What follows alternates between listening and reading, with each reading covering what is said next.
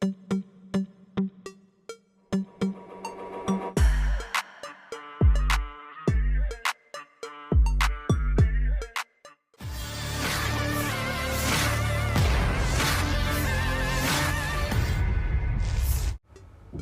Angkatan Bersenjata Rusia kembali membuktikan kehebatannya di medan pertempuran.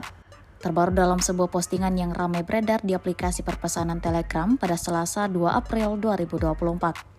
Dalam cuplikan video menampilkan detik-detik serangan brutal yang dilayangkan kelompok militer Rusia, di mana Brigade Kelima Rusia berhasil menghancurkan tank Angkatan Bersenjata Ukraina di arah Krasnogorovka. Seperti yang terlihat jelas dalam rekaman. Berdasarkan keterangan unggahan, serangan di dekat Donetsk didukung oleh kru heroik sistem rudal anti-tank dari Brigade Kelima Korps Angkatan Darat Donetsk ke-1. Imbas serangan brutal ini, infanteri Angkatan Bersenjata Ukraina menerima banyak kerugian baru.